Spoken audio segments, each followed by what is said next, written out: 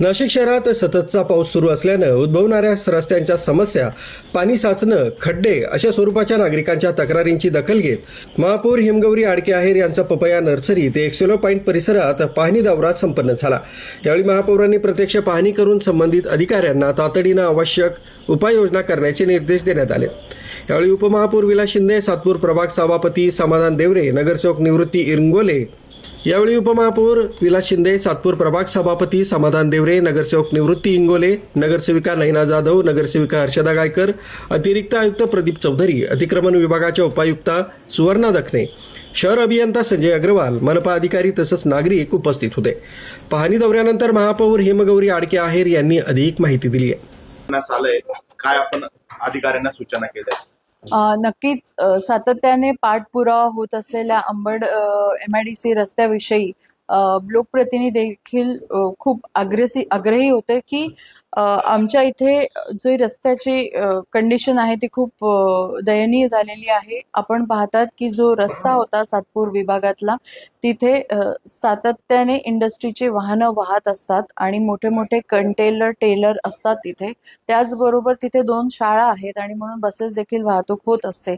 कामगार वस्ती असल्याकारणाने 2 व्हीलरवरती कामगार देखील खूप तिथे ट्रॅव्हल करतात आणि अशा परिस्थितीमध्ये एक रस्ता काँक्रिटीकरणाकरता थांबवला होता आणि जो वाहतुकीचा रस्ता होता तो मोटरेबल नव्हता।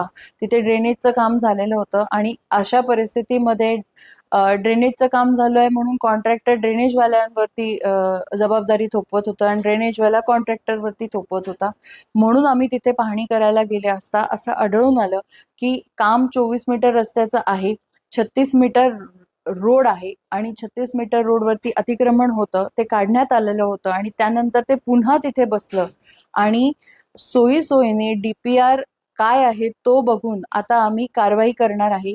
कारण 24 मीटरचा रस्ता असताना आणि ऍक्च्युअल रस्ता 36 मीटरचा असताना युटिलिटी खरं रस्त्याच्या मधनं जाणं अपेक्षित नव्हतं आणि ड्रेनेजची युटिलिटी जी आहे ती रस्त्याच्या मध्ये टाकलेली आम्हाला आढळून आली आणि म्हणून हे अतिक्रमण वाचवण्याचा प्रयत्न आहे का अशी कुठेतरी शंका सगळ्यांच्या मनात आहे आणि म्हणून ते अतिक्रमण आम्ही तात्काळ काढायला लावलं।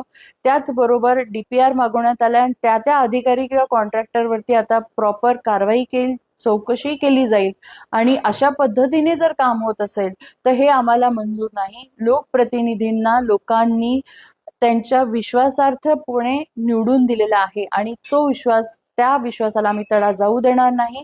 नाशिकची प्रथम नागरिक आणि पूर्ण टीम ही प्रशासनाबरोबर चांगल्या कामासाठी आहे, पण प्रशासन जर चुकत असेल तर नक्कीच आम्ही त्यांना सोडणार नाही। खबर भी असर भी सिर्फ एस ब्रेकिंग न्यूज पर हम वही दिखाते हैं जो हकीकत हो, निर्भय और निडरता के साथ। आज ही चैनल को सब्सक्राइब करें, विज्ञापन देने के लिए संपर्क करें।